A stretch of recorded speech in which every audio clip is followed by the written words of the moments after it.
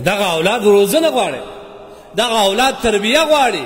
د دې تربیت په موبایل باندې مه کوه، د دې تربیت په ګانو په ګیمو باندې مه کوه. د خدای یری وګوره، ستا غیر د ده لپاره لوی مدرسه ده.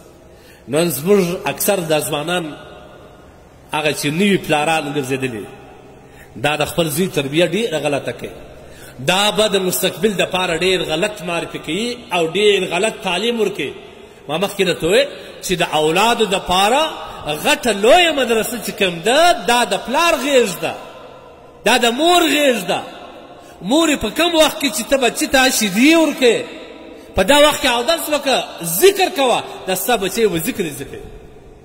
حضرت مولانا زکریا رحمه الله چې کوم فضایل اعمال یې لیکل، دا زموږ د امت ته یو ډېر لویه هستي تېره سوې، ډېر جلیل القدر عالم. د ده پلار مولانا یحیی رحمه الله چې کله ماشوم و، یو کلن دوه کلن، مور چې به کله دته شیدې ورکولې او دس به یې وکړي، مور یې حافظه د قرآن وه. د مولانا یحیی رحمه الله مور حافظ د قرآن. نو کله چې به دا مور دته شیدې ورکولې، نو بیا به اودس وکړي، د شیدو په وخت کې به قرآن شروع کړي. قرآن یې داسې تورې په تورې ویلی، لکه موږ وایي الحمد الحمد الحمد لله لله. علما لیکي چې د دې مور د دغه تربیه اثر دا و چې مولانا یحیی رحمه الله 3 کلن ته رسېدی. په دا وخت کې د دغه 3 کلنه ماشوم یو پاو قرآن یاد، سبحان الله، یو پاو قرآن یې یاد و. دا څه شی دی؟ دا د مور تربیه ده. زه خدا باباګانو ته وایم دوی او د دغه ماشومانو مندې دي د خپل اولادو ښه روزنه وکړي. په دغه وخت کې چې ته ماشوم ته شیدې ورکوې، غیبت مه کوه، سروز د ځان لپاره مه لګوه، داسې ناوړه خبرې مه کوه، ښکنځل د دغه اولادو مخ ته مه کوه، غلط حرکت د دغه اولاد مخ مه کوه. ځکه زموږ علما لیکي که چیرې ښځه راولاړ شول، د ماشوم د مخه د خپل خاوند بېعزتي یې وکړ، هسې ښځې دپاره د خاوند بېعزتي حرامه ده. د دغه ماشوم د مخه کې د خاوند بېعزتي وکړله، دغه ماشوم چې کوم دی، د دې ماشوم د زړه څخه د خپل پلار وقار ختم شو. دا تربیه چا وکړه؟ دا مور تار وشو.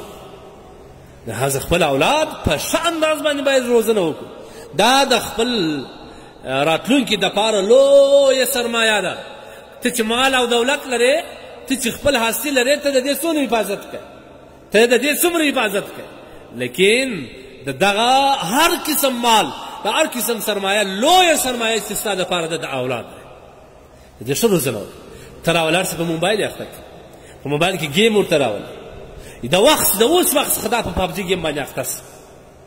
باید چې کله ځوان سي، نو خود به اول د وارې د پابجي ګیم کتلې اسلحې، دا به اول پر خپل پلار باندې ازمایي، دا به اول په خپل مور ازمایي، دا به اول د خپل کور په انسانانو باندې ازمایي. ولې خو ده په ماشومتوب باندې هلته شاجران هم ډک کړي دي، هلته یې وینه هم په خواص اخیستې ده، هلته یې ټکان هم کړي دي، هلته هر قسم اسلحه د استعمال کړې ده. نو بیا به دی کوشش په ځوانۍ کې کوي دغه اسلحه به لاس ته راوړي، د پابجي ګیم د کتلو اثرات به یې واره په خپل لاس باندې په دیده باندې ویني چې څنګه دا رشته هم دغه رقم دي.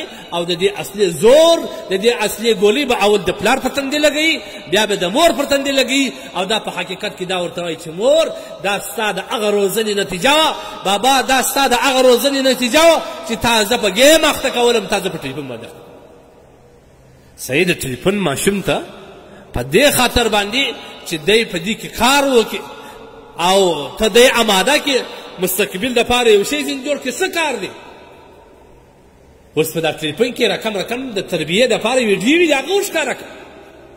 لیکن واوره، زه وایم د دغه وخت د روزنې د ټلیفون پر ځای باندې د الله د پېژندلو وخت دی، د رسول د پېژندلو وخت دی، د خپل پلار او د مور د قدر د پېژندلو وخت دی، د همسایهو، د مشرو، د اکاو، د ماما، د دې د قدر د پېژندلو وخت دی.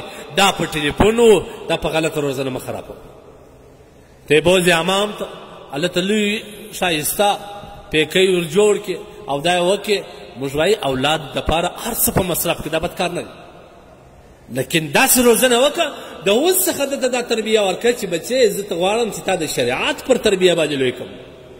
هغه بچې چې غټ په خپله بې عادت شریعت بې عادت ګرځېدلی څومره لویه خبره دا په تا کېږي. دا پبجي ګیم چې ته دته راولې یا په موبایل کې هر ګیم چې راولې دا ته د ده سره احسان دی. اول دغه د موبایل ذرات او د دغه روښنایي چې کوم ذرات دي دا د ده په سترګو باندې لګېږي. د دې چې کوم منفي اثرات دي دا به ټول هلته نقل کېږي. سترګې به خرابېږي، دید به کمزوره کېږي، خوب به خرابېږي او دغه روښنایي چې کوم ذرات دي دا و دماغ ته هم تاوان. نو دا خو ته په لوی لاس باندې په لوی لاس باندې تباه کوې.